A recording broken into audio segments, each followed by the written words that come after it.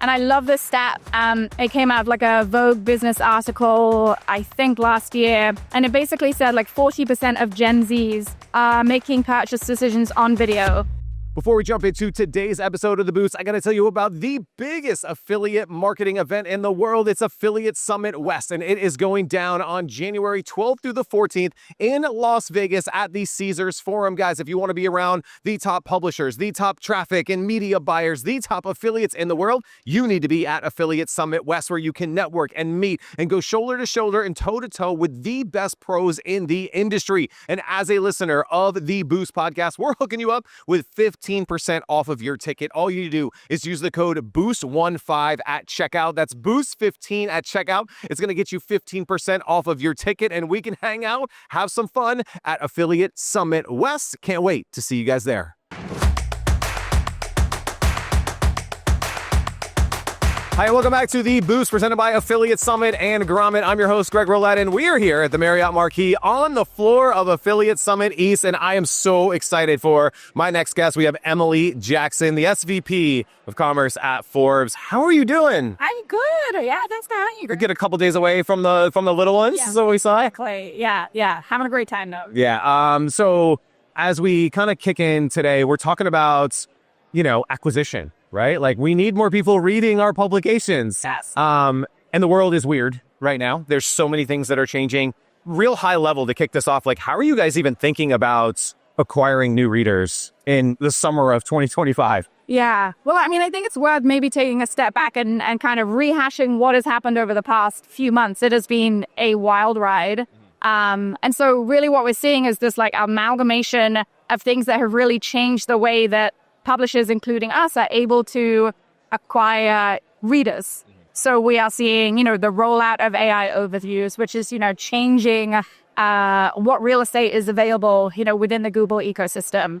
We have kind of those early adopters really using, AI-driven answer engines and fueling some of those purchasing decisions.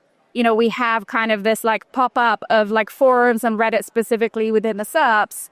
And that has really contracted the amount of real estate that is available within the SERPs for, mass publishers. And, why is this important? It's because mainly publishers have been reliant on this traffic source for so long. Yeah. And not only have they been reliant on it, but this traffic source is incredibly high converting. It is low funnel. It is high intent. It really is kind of like the pinnacle of the readership that you want to come to content if you are trying to get someone to convert on a product. And monetize it through affiliate farms. And so with all of that being said, there has been this massive shift, and we are really trying to kind of pivot with that. We've kind of been long aware that this is probably the writing on the wall. This is the direction that it's going to be going. We just never want it to happen.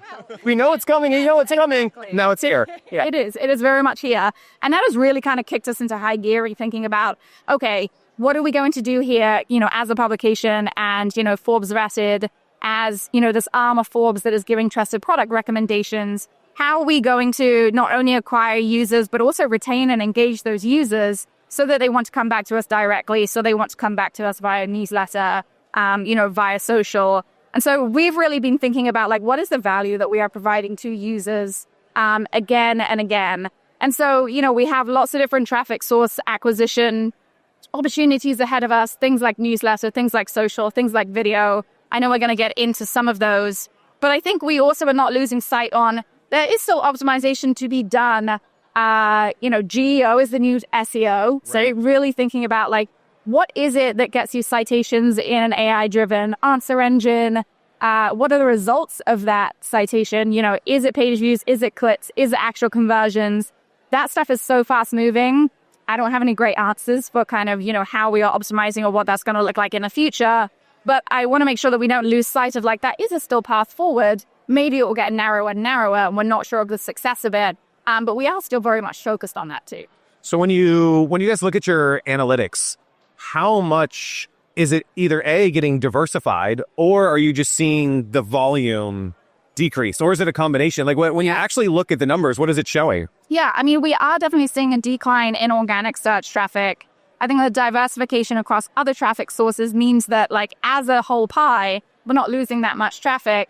But again, going back to the intent of users, the conversion rates that we see, from people from newsletter or from social or from video, or from any other sources, like that is very substantially different to people who are coming in via organic search. And so you may be able to kind of prop up the pie with these other traffic sources, but thinking about how you kind of like nurture them and bring them down the funnel to the point of conversion, that is a whole new game, I think, for most people within this industry, because all we've really focused on up until this point is like when someone arrives from organic search, we want to smooth the path to purchase as much as possible. Like we want them to be able to, make that decision and make that purchase.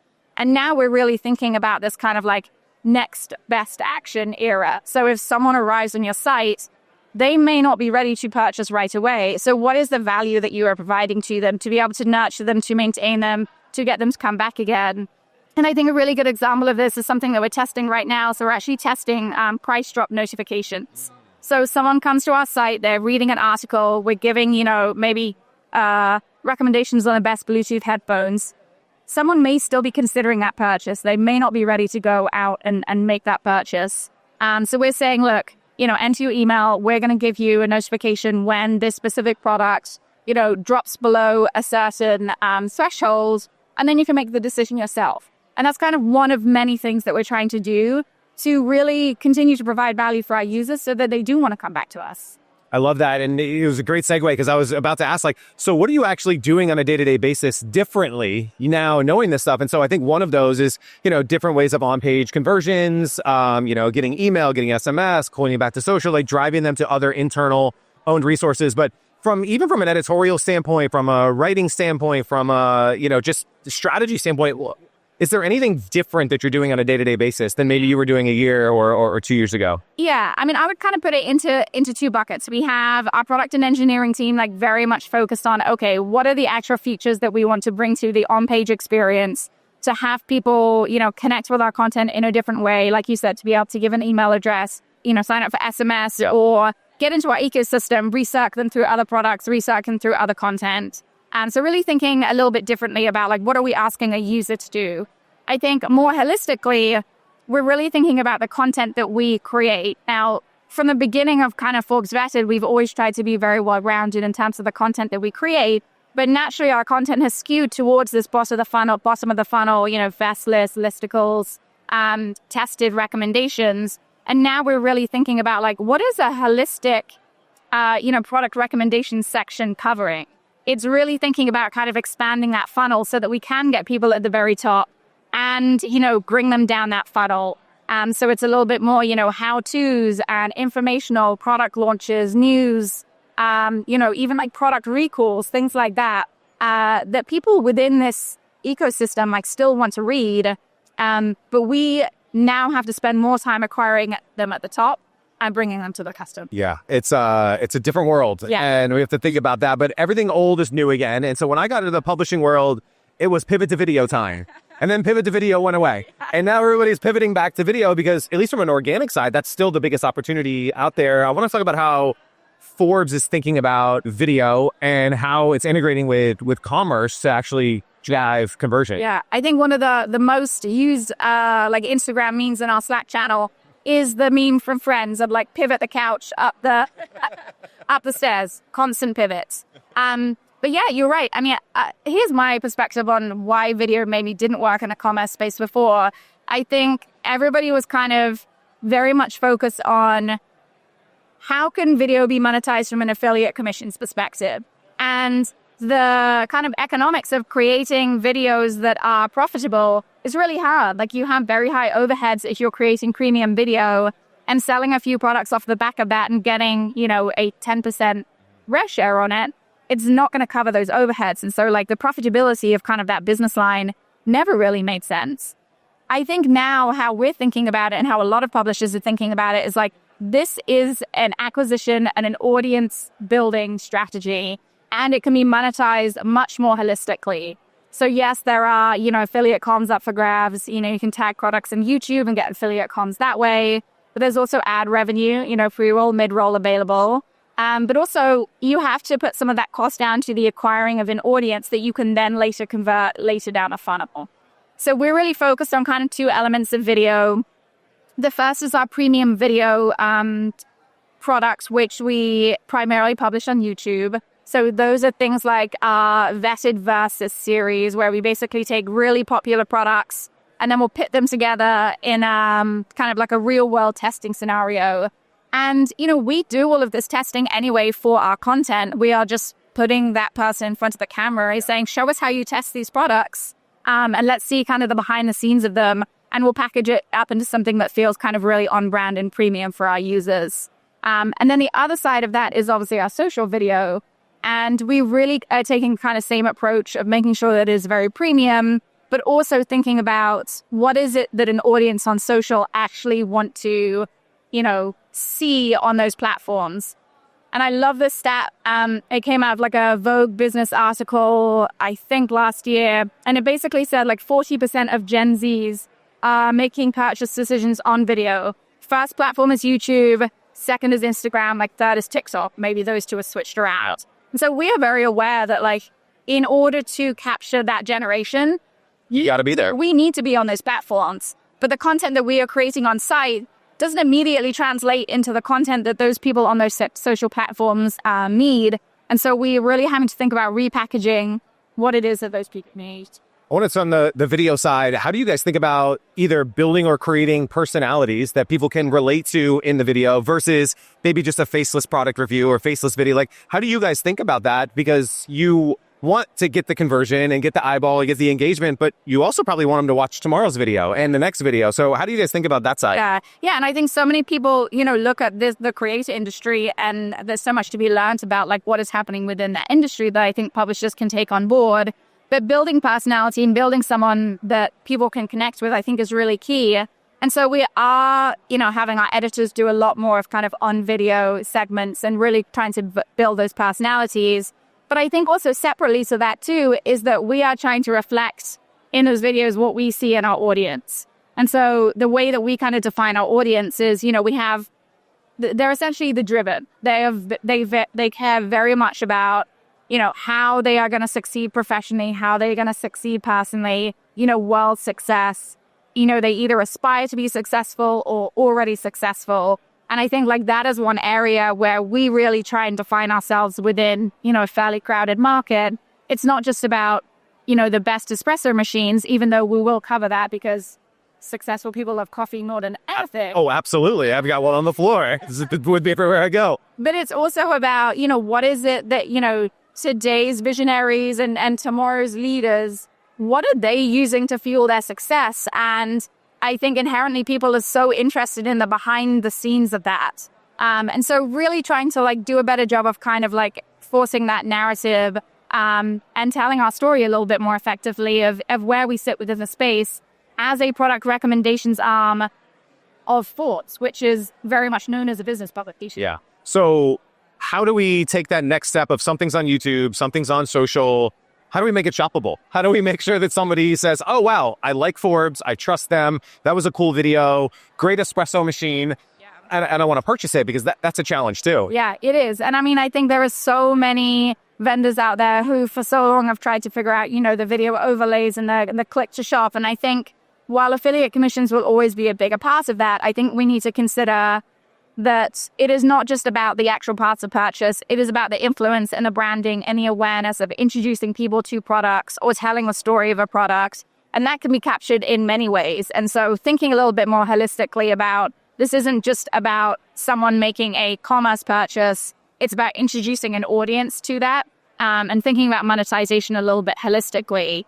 So we've actually also launched like branded content video this year off the back of the success of our organic video product. And we've had a lot of brands interested in that too. And it's just another way that we can kind of monetize the great work that we're already doing. So Forbes has a very distinct voice, a distinct audience, and you got to find products that match that. I want to talk about how do you guys look at products that you want to introduce to your audience, because you live at this place where we need to create content. We need to connect with our audience, but we also need to make money. And so trying to find products that fit all of those and fall in all those buckets is a little more challenging than it seems sometimes. Yeah. And I think the first thing that we always start with is this kind of, church and state, and every publisher will talk about it. But we really do try and do a good job of protecting our editorial team from that. So, their one mission is trusted product recommendations for living your most successful life. And that's really what we ask them to deliver on every single time, regardless of monetization opportunity. We have very distinct lines between our content team and our business team. And so even if something doesn't have a monetization opportunity, we really want them to feel comfortable recommending that to our audience because it truly is the best fit. So I think that's, obviously a core element of how, we are authentic, but also how we build trust with our audience. I think the second thing is really having a good idea of who our audience is and how it is defined. And again, going back to this idea of, these people are driven, they're really interested in professional and personal and world success. And, really going down a checklist in terms of, okay, if I'm introducing a new product to this audience, how is it going to help them better their lives? How is it going to help them become more successful? And if it doesn't do that, we really think twice about, is this something that we want to feature? But then you also have this kind of behind the scenes, or, I kind of call it the more working class content of we will test and review 35 espresso machines and recommend the best one. And, sometimes that is hard to put into a bucket of does this serve the driven?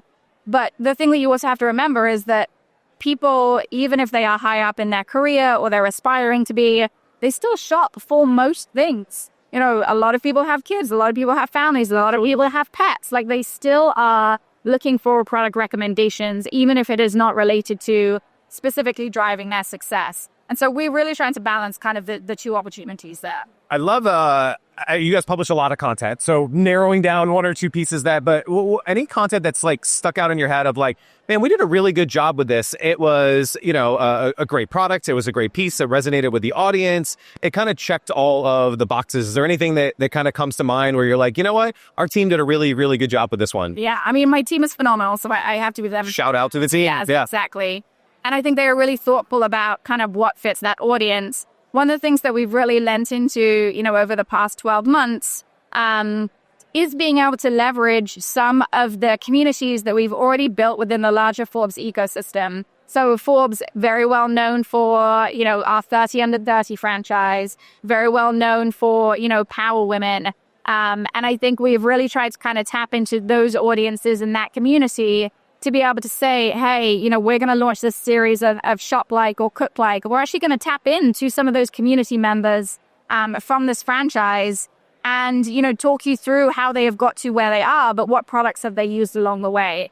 And I think for me, that is the kind of really good bullseye of, yes, we're product recommendations, but we're also part of Forbes. How do those two align? Yeah, that's really, really powerful. And I love that you've created kind of these tentpole events and categories that you can really latch onto and, and your audience expects from you every year, which is really great. I want to switch gears and talk a little bit about how you guys are thinking about affiliate and performance and commerce and branded, content, all of these things. A lot of publishers will just slap an affiliate link on something and go for it. How do you guys think about that? And how are you progressing past just maybe a standard affiliate relationship with a lot of the brands you work with? Yeah, I mean, what we're really trying to do is build a little bit more of a holistic content section, which, yes, is product recommendations, but also has, a full funnel of content that users want to engage with, and also gives opportunities for brands to be able to get their products in front of our audience. And so when we, specifically think about something like branded content, again, Team Scenes, sits completely separately, but we are able to kind of leverage the audience that we have built within Forbes Vetted to be able to allow brands to kind of pay to get their products, or their story in front of this audience. And I think one of the things that we're really evolving around is what are the products that we have available for those brands. It used to be, you can have native ads or you can have a dedicated piece of branded content. We're now going much further up the funnel in terms of, do you have a new product or are you a new brand that you want to introduce to our audience? How do we think about packaging that up so that you have content that is going to hit every single part of the funnel, or that we will do it over time so that we can eventually, move you down the funnel? And then if you think about elements of, reach and then also video. So yes, we can create this content, but actually we can also get it in front of more eyeballs outside of our immediate audience because we have, a best-in-class, paid media team. So really thinking about kind of expanding the opportunities for our brand beyond that. Very, very cool. We are filming this at the end of the summer, which means we're getting ready for Q4. It's crazy that it's almost here. How are you guys thinking about Q4 this year? Anything different that you're looking at? I know we talked a little bit about AI and things in the beginning and like how people are going to discover products, but just is there anything that from a strategic side that you're just thinking about maybe differently? Or is it just like, hey, we've got a really good plan in place, it's worked, and we kind of like, what are you guys thinking about? Yes. I mean, I will say with everything that has happened over the past, 6 to 12 months, our plans continue to evolve and change. But I think for me, it's really about going back to the basics and saying, okay, we have people in Q4 who are looking to shop deals. They are also looking to shop for loved ones from a gift perspective. How do we actually provide value to them? Because if we can build audience, I feel like the monetization generally follows pretty close behind. But I want to make sure that we are going out there and actually providing value for those people during the shopping time. And really thinking about like, what is the value add that we can, bring to the table during that opportunity? Is it price drop notifications?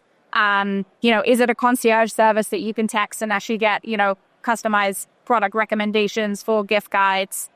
So really thinking through the value that we bring to the table. Yeah. And again, I think being adaptable and just knowing that like our strategy in August might be different than it is in October. It might be different during Black Friday, Cyber Monday. And I think, and maybe speaking to your team of just like being able to adapt is going to be so important.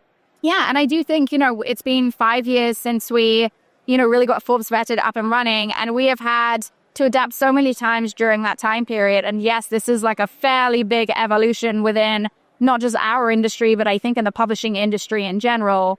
And I think probably if we were to have the same conversation a year from now, things would be very different again.